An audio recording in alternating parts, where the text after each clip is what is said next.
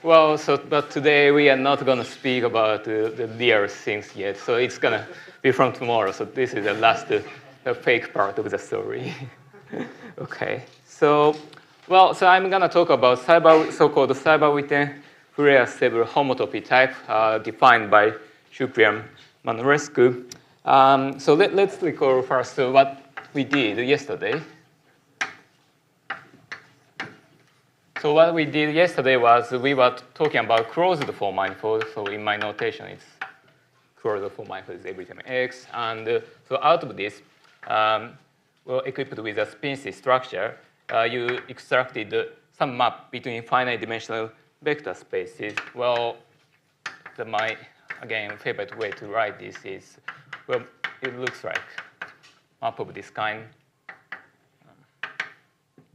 So and everything was up to suspension, and this map is equivariant and based and continuous. And well, one thing I forgot to mention yesterday was that, well, so this is very strong. So this invariant called the Bauer-Futter invariant is strong enough to recover the Seiberg-Witten invariant, which Anders was explaining yesterday.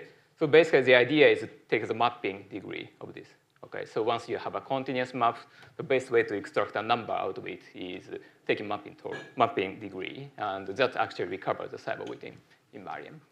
And so what I'm going to do today is, well, instead of a closed manifold, closed form manifold, we are interested in form manifold with boundary, but the main focus is about this boundary part. So we're going to consider a coboson from 3 manifold, say Y0, again equipped with a spin-C structure, say T0, and well, ending up with another 3 manifold equipped with a spin-C structure. Well, to be precise, I will suppose both those ends are rational homology spheres. But anyway, if you suppose that, you can get something similar to the Bauer-Futter invariant, but with some modification. So morally speaking, you have something new here.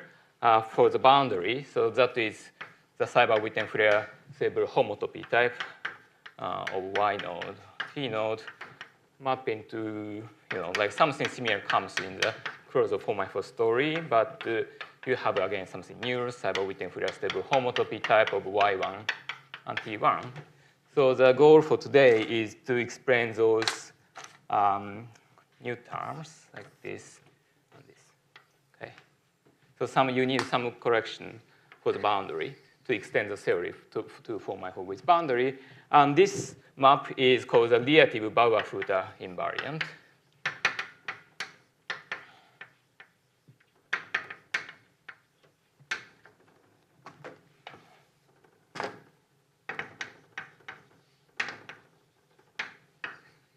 Okay, and well, as expected, this also satisfies nice functoriality about composing these 3 + 1 dimensional cobosons. Okay, so it allows you to go ahead. X in the W in the coboson. Where in X? Oh, yeah, right. Thanks. Yeah.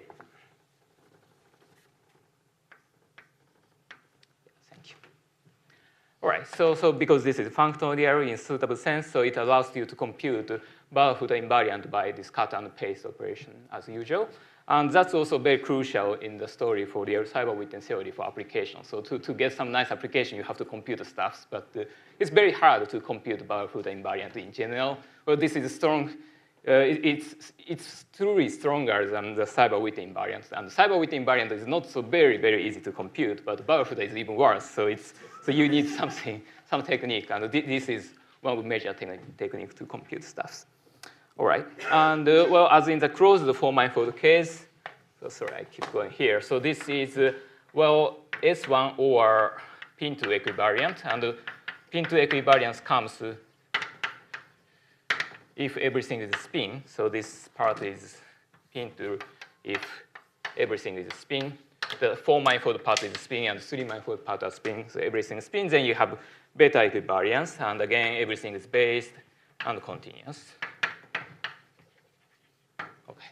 But again, everything is again considered stably, so you have to allow some kind of suspension in the story. All right, so the goal for today is to explain this assignment. So you have, so the input is rational homology 3-sphere, which is a closest Riemann manifold whose rational homology is the same as S3. And out of this, I want to get this gadget, SWF. So this is well, if you forget about suspension, this is some finite CW complex. So it's not very scary object, but again, so this is acted by circle or pin 2. Again, pin 2 is only fin. This T is spin. And everything is again up to suspension. Oh, let me say also the finite and base the CW complex. So there is some distinguishable base point on that. Okay. And this is something I really want to explain today. And but before going to the construction, let me say that here. So the name Fourier homotopy times comes from the following. So if you take equivariant Borel cohomology of this thing, so if you forget about this suspension, it's just a space, so you can take a homology, and since this comes with a circle action, so you can take the circle equivariant homology. And thanks to Reed Manorescu,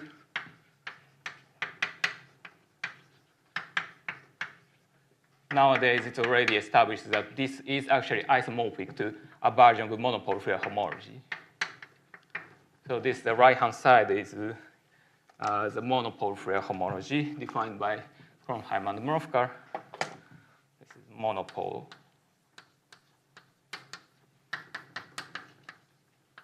homology. Okay. So it's as well as the Bauer-Futter invariant recovers the Seiberg-Witten invariant, the Fourier homotopy type recovers the Fourier homology. So SWF is a sort of spatial refinement of Fourier homology. And once you have a space, you can apply not only just ordinary cohomology, you can also apply, for instance, K-theory. Okay? And it gives you some different kind of information, different from monopole Fourier homology. Okay?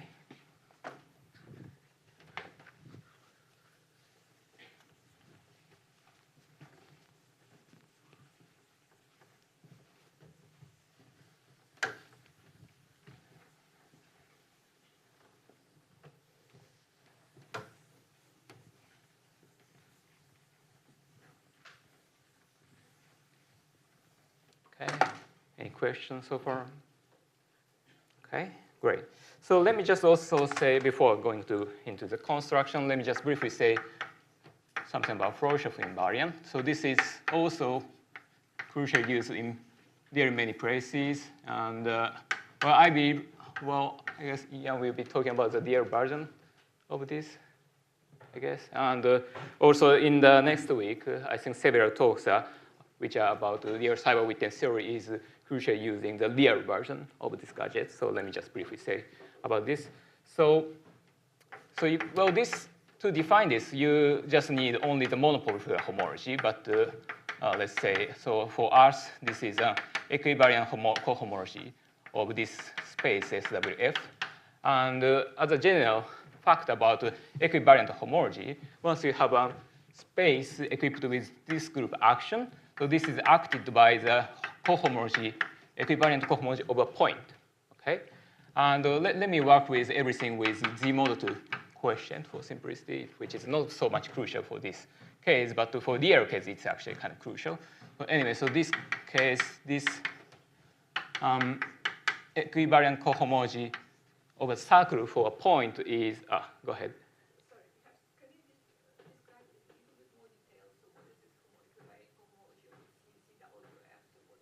Oh, so this definition. So in general, if you have a space acted by a group, equivariant. No, you don't need to define equivariant for me, but I just don't understand this complex. Complex.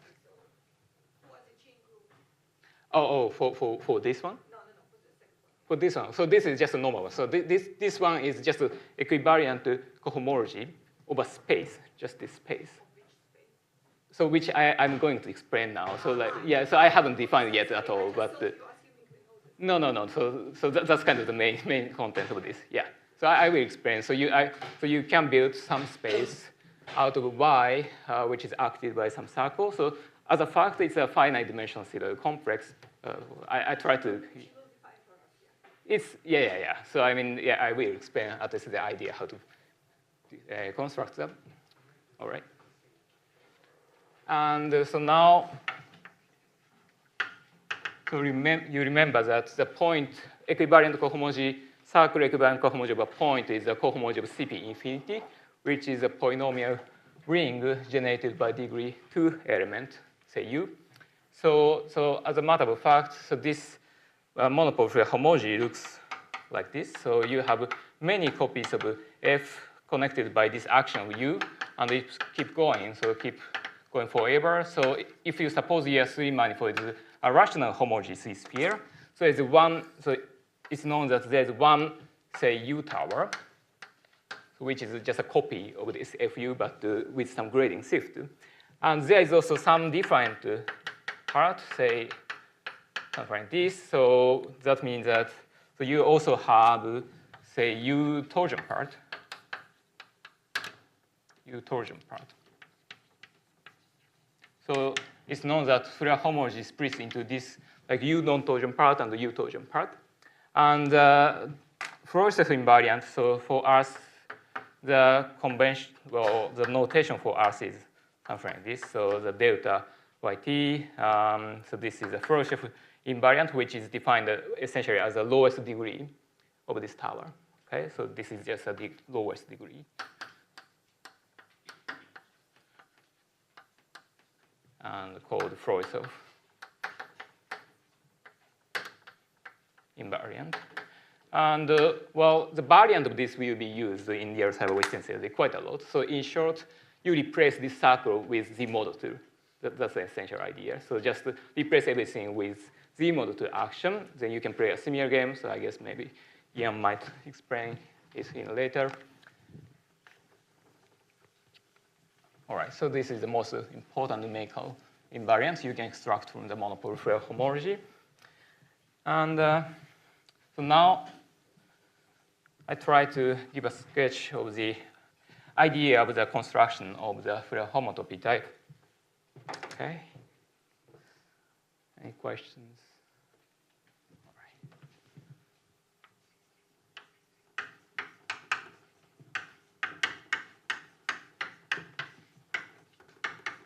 So I might suppress the notation for the species structure, but let's see.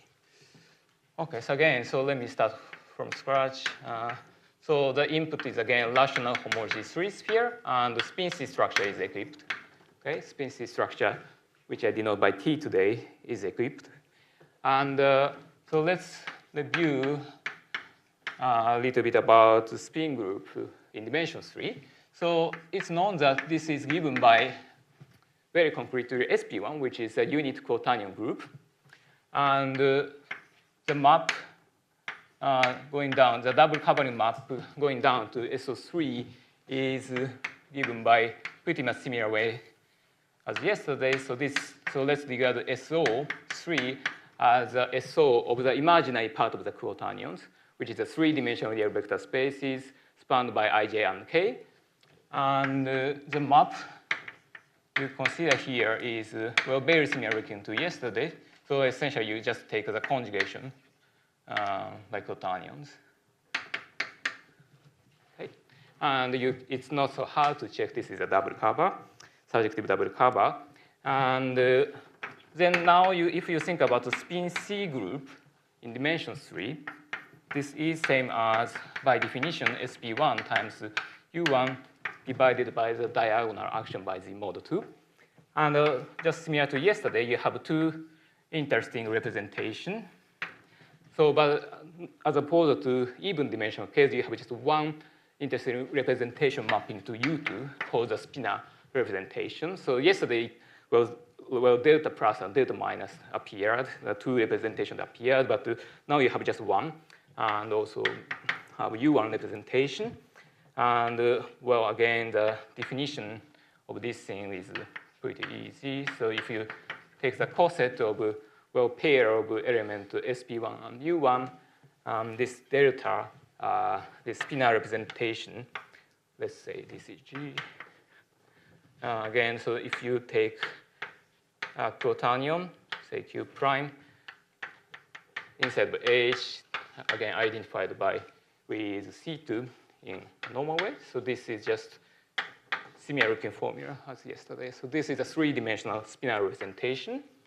And the determinant representation is just exactly same as yesterday, just taking the square of this second factor. So they give a well-defined representations acting on C2 and C respectively.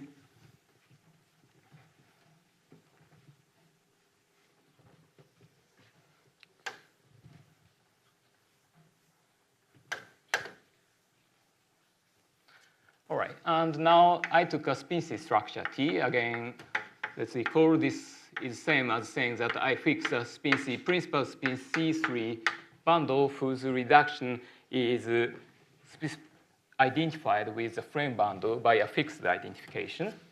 So thanks to those two representations, spinor representation and determinant representation, you got two vector bundles over Y. First one is the fibers C2 with Hermitian metric. And the second one is, again, I will denote by L, complex line bundle with Hermitian metric. Okay?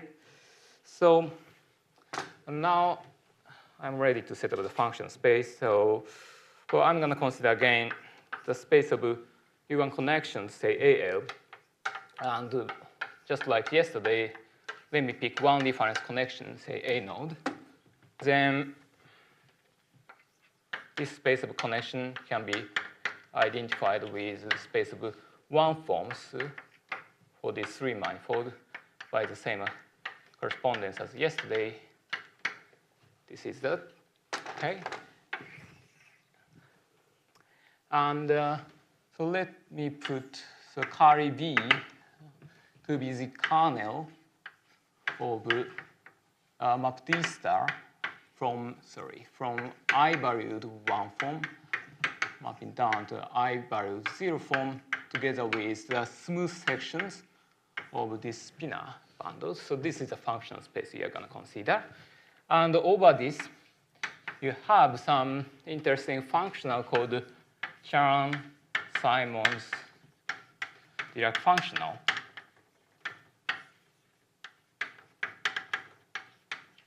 Okay. So this is the valued function over this functional space. Well, the precise formula doesn't matter so much for us today, but just to be comfortable, so let me just write.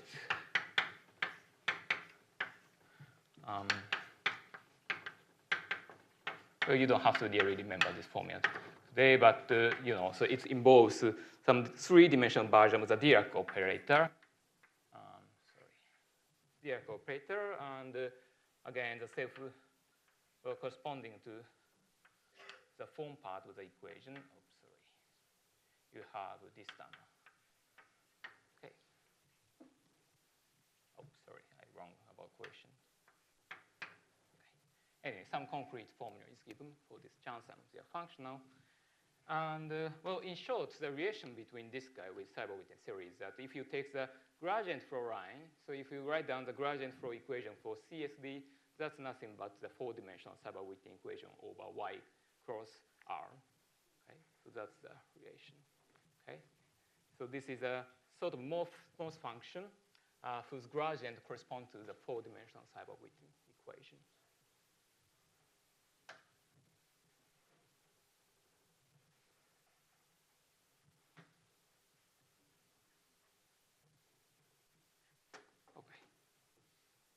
Great.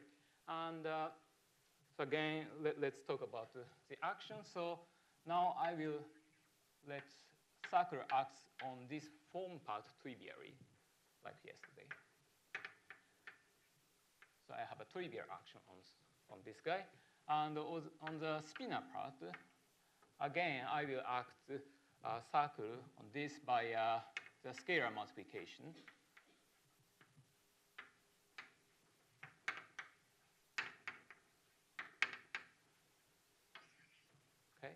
just again similar to four-dimensional case. All right, and it's very easy to check. This CSD is invariant under circular action. Okay. All right, and so now, well, I'm going to consider the gradient flow line for this guy. So the gradient flow line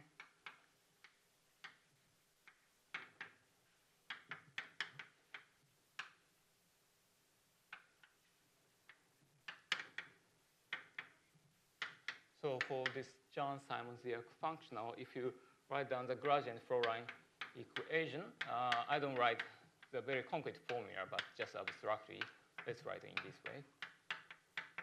So here, this X is a map from R, mapping to my functional space B.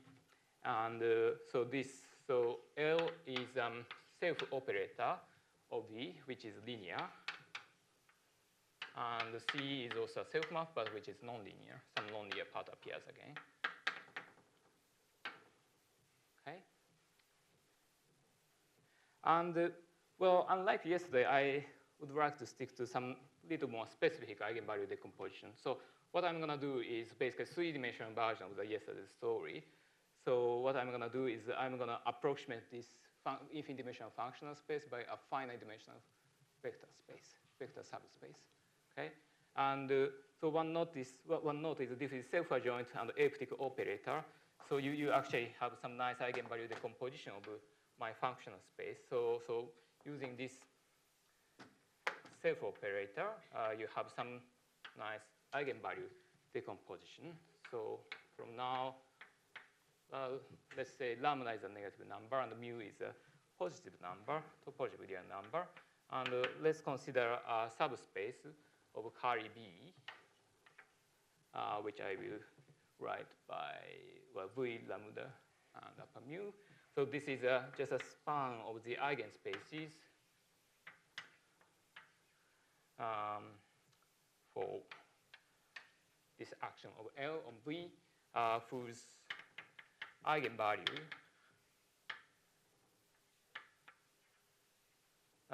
lies in which is a closed end. So this is in, say, lambda is the open end, lambda and up to mu, okay, in this range. All right. And well, thanks to ellipticity of this operator, this turned out to be a finite dimensional vector space. So this is finite dimensional.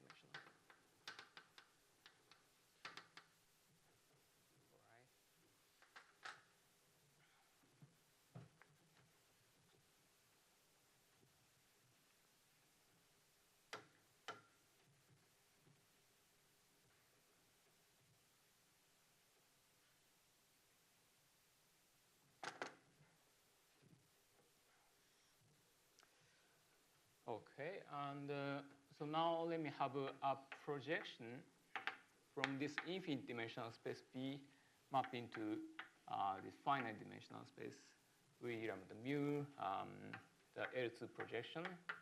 So there's some canonical choice of projection mapping down to V lambda mu. And so now you're going to consider the map of the form. You cut down this nonlinear part of the gradient flow line equation by this projection, because this L preserves V lambda mu clearly, but this nonlinear part doesn't respect that. So just you project it down by this thing to get a self-map of this finite dimensional vector space. And well, because this is a vector space, so you have this gives a vector field on this finite dimension vector space, right? So this, once you have a self-map of the vector space, just by identifying the tangent bundle with the trivial product of this kind, you say inside here you have X, and well, on this fiber side you just put this guy. Okay. So you get a vector field once you have this self-map with a vector space. And so now, so we regard this as an approximate vector field. So approximate, sort of the approximate flow line, I would say. So originally you wanted to think about the Chern-Simons-Dirac, and well, as a fact, if you consider the sort of infinite dimension Morse theory for Chern-Simons-Dirac, so that gives you the monopolar homology. So that was the construction of the monopolar homology. And so I want to approximate that gradient flow line by some finite dimensional data. And let's regard this gives you the finite dimensional approximation of that gradient flow line. So the thing that you consider the flow line equation generated by this vector field. But, well, to be precise, well, because this vector space is clearly non-compact, so you have to make some cutoff near the end to, to integrate the stuffs. So, but let's not talk about it. Okay. So now what you have is the flow, by which I mean, so the R action, the action of R on my finite dimensional vector space. So this is sort of approximate flow for the Chern-Simons-Dirac functional. All right. Great.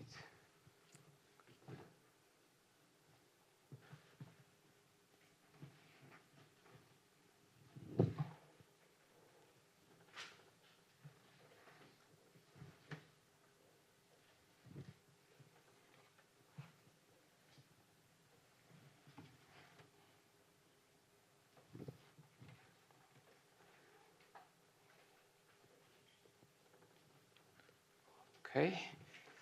So here, some specialty about Seiberg-Witten comes. So at this moment, I didn't do anything about something special to Seiberg-Witten, but here is some interesting compactness theorem,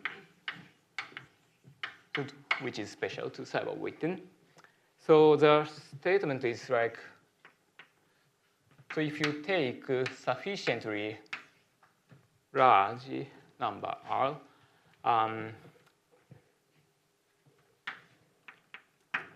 you can find such R for which all critical points of Chern-Simons-Dirac. So before taking approximation, I would say. So before taking approximation, all critical points are sitting inside of the ball of radius R centered at the origin for this infinite dimensional space. I didn't talk about metric, but there's some way to put some metric on this infinite dimensional vector space. And so it's all right to talk about the ball of radius R for this infinite dimensional space. And the other property is that if you consider flow lines, again, before taking approximation for this infinite dimensional Chern-Simons-Dirac, a flow line for Chern-Simons-Dirac between those critical points. Well, this set is also contained inside of this huge ball. So the picture is like, so it's a little bit dirty to write stuff from here.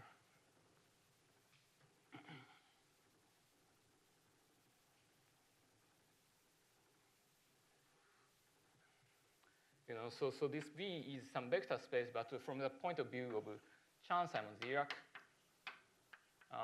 it might look like slightly non-trivial, which doesn't look like quite linear. And the statement I asserted here is that if you take sufficiently large ball like this inside of this vector space, that all the critical points and flow lines are inside of here. So let's say, so you have this kind of critical point and the flow line inside like this. And it might, you might end up with having some flow like from outside of the ball, and also you might have some flow line which might go out to the ball, but that I don't care about. So just let's only look at these critical points and the flow lines between them. Okay, so you want to do something like Morse theory for this guy. So what you have to really care about is all critical points which are somehow sitting inside of this bounded size of a ball. And you also care about all flow lines in between, because that's what you only have to care about. And so one interesting point of the story is that, well, to construct the Fourier homotopy type, you really have to care about all the flow lines between critical points, unlike the Fourier homology. So if you try to do, so if you remember Morse homology, so you have to care only about the flow lines whose, like relative Morse index is like at most 2. Okay, so at most one part, the relative grading is one part is corresponding to defining the differential, and the index 2 difference is corresponding to showing the well-definedness. So you have to care about only such flow lines, but you really have to care about all the flow lines. So the Fourier homotopy type is a package taking into account that all those flow lines having quite a huge relative Morse indexes. Okay. All right.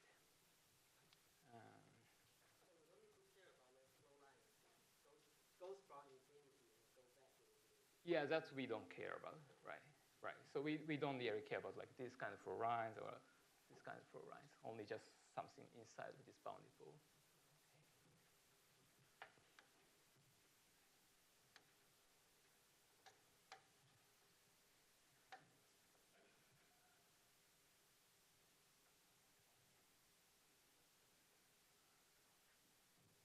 All right. So this is something special in Seiberg-Witten theory, and now I am gonna pass to the finite dimensional approximation. So let's say, again, let me come back to this finite dimensional approximation setup. So let me put S to be the all critical points for this approximated flow. Okay, so for this approximated flow, sorry, this one, and yeah, and let me take also flow lines between those critical points. Well, let's see. Sorry, let me make one correction about this. So let me say critical points inside of the ball with the same radius. Maybe I should make it a little bit bigger, but for this finite dimensional vector space. So I just take over this R from this compactness theorem in infinite dimensional setup, but I replace this, the space I'm thinking with this finite dimensional approximation. Okay,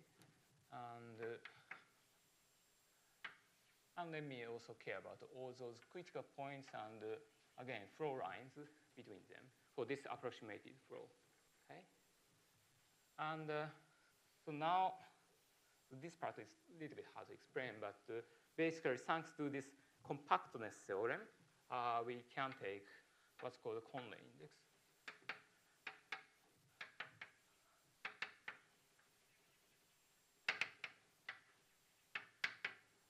Of S, of course, for this approximated flow line.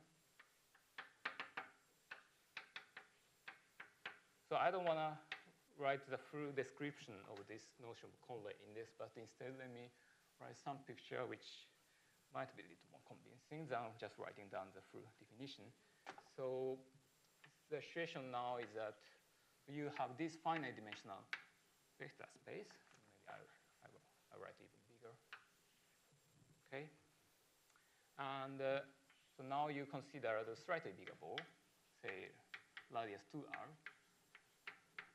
for this finite dimensional vector space.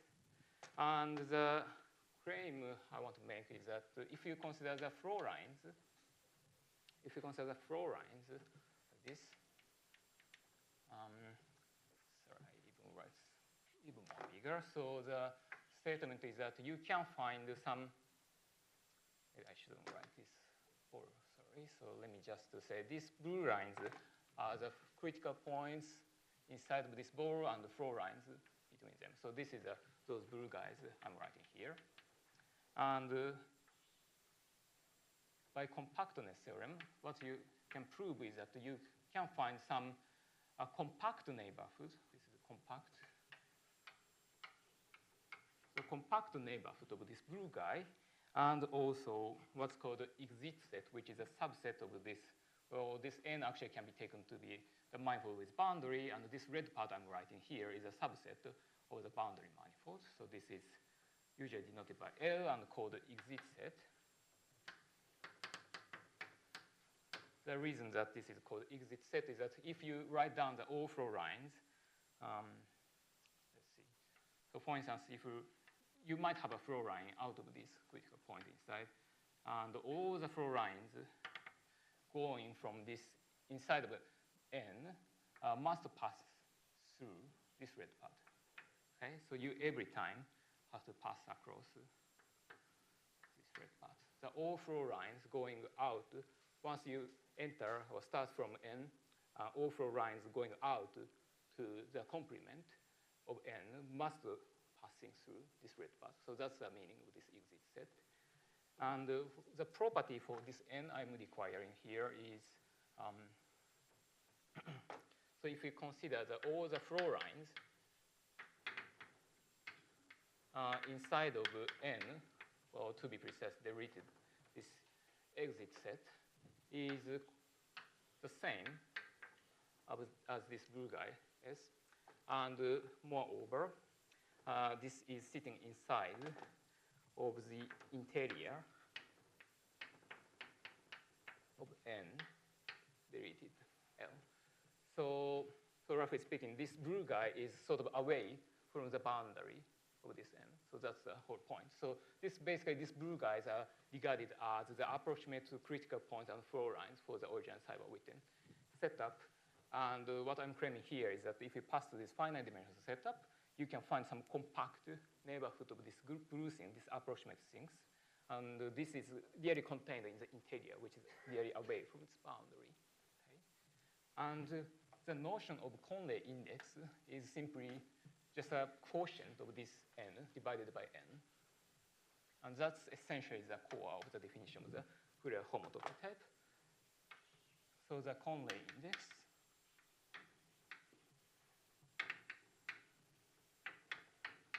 S, usually denoted by I of S, is defined by N divided by N. And inside of this, you have a distinguished base point, which is L divided by L itself. So this is the base point.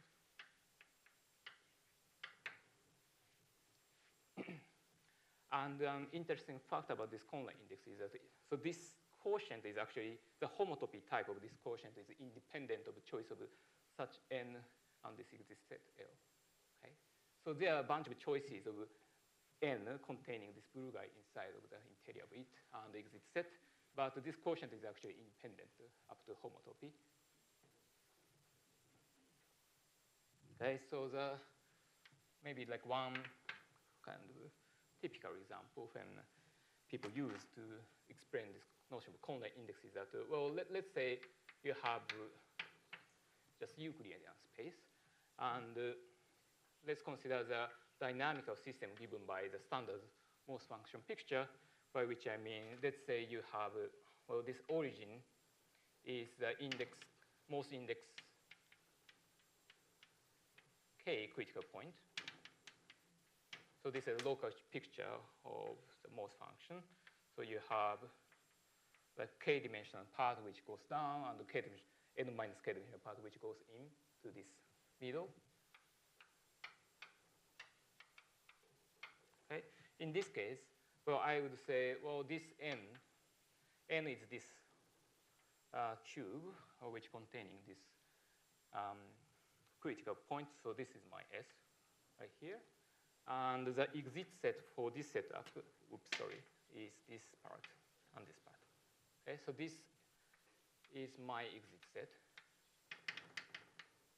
You know, all of the flow line goes out, passing through this red part. Okay. Then if you take the quotient, then the Konno index of this single point is N divided by N. So as a picture, which is, you know, well, just wrapping like this, so you get some cylinder picture. Okay, but I don't care about, I care only about the homotopy type of this. So you just crush this guy in this way, then you end up with some sphere And if you count the dimension, so this is the sphere of dimension k. All right.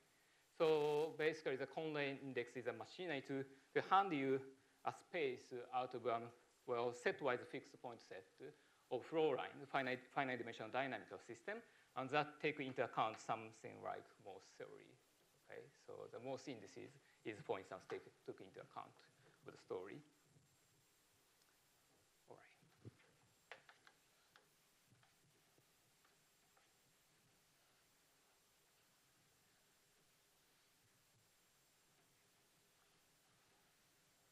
Okay, and well, we are close to the end. So the Seiberg-Witten Fourier homotopy type is more or less defined by this I of S, the Konno index, but again, up to some, I would say, day suspension.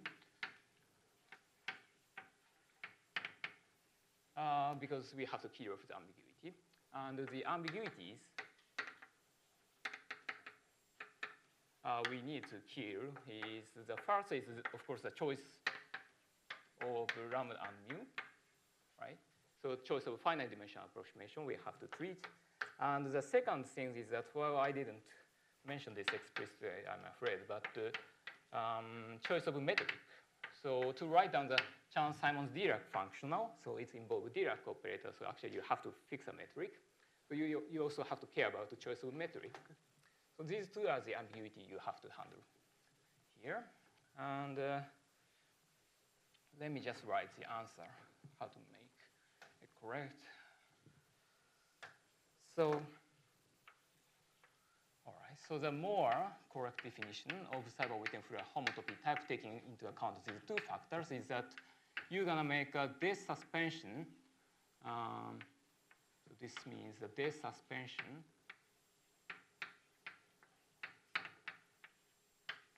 of this vector space, eigenspaces from lambda to 0. And you also have to consider some quantity called NYTG. This part is involving the metric. And copy C and take the Konno index. So, so this first part is corresponding to the choice of finite dimensional approximation.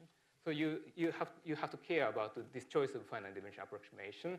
But basically, the Konno index is essentially looking at something like Morse theory. So you only have to care about like descending direction. So just going the direction flow goes to down. That corresponds to you care about like negative eigenspaces, right? Not about positive eigenspaces. That doesn't affect. So that's why this anti-symmetry comes in here. So you're only just looking at the negative direction, negative eigenspaces. And for this second thing, all right, so this is corresponding to killing of the ambiguity regarding the metric. So let me just only say what's the definition of this quantity NYG. So this involves the spectral flow about changing the metrics here. And so this is defined as taking the difference from the four-dimensional Dirac operator with Atiyah-Padley single spectral boundary condition, taking the difference from this quantity you might be familiar with already. Okay, so for the second term is exactly the index for the Dirac operator for the closed form manifold, but you can take a difference here. And here this WS means X is W, right? Every time I made a mistake about this. Thank you.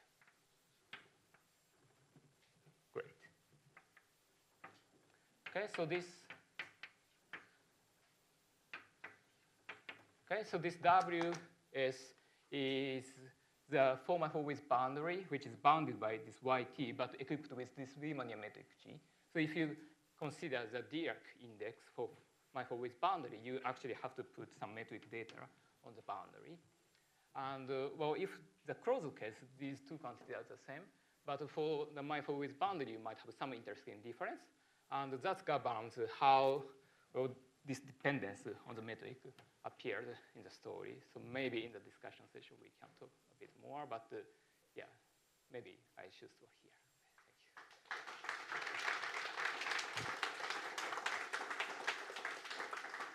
do you mean by the second suspension part? Is it the dimension of the vector space, or what do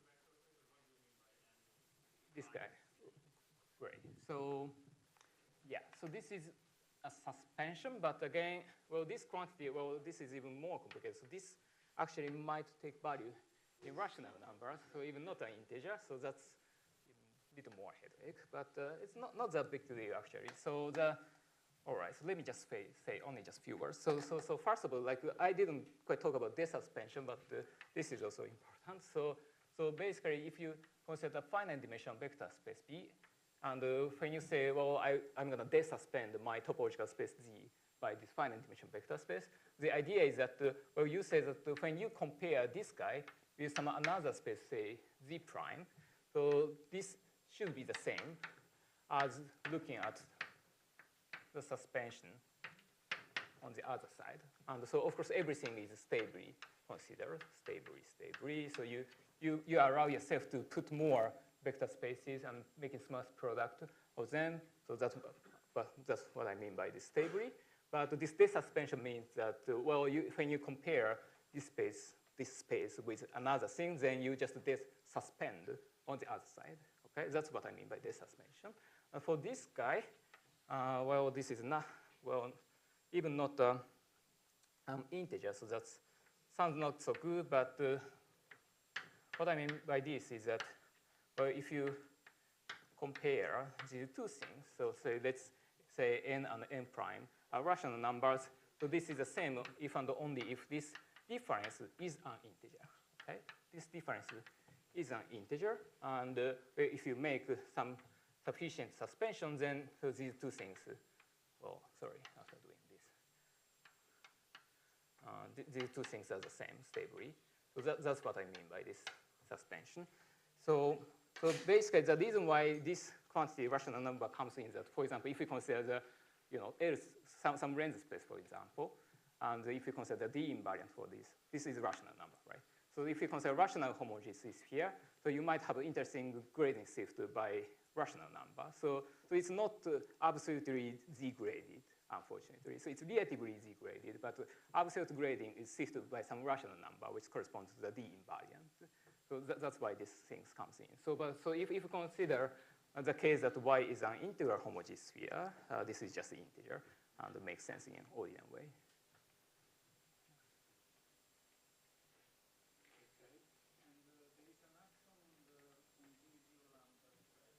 Is lambda. So, or here? Yes. Mm-hmm. Oh, yeah. So, well, yeah, that's a good point. So V is a lambda. This is still inside of my infinite dimensional vector space. And remember that this splits into this kernel D star form part and the spinor part. And on this, I have natural circle action, and just you restrict this action to this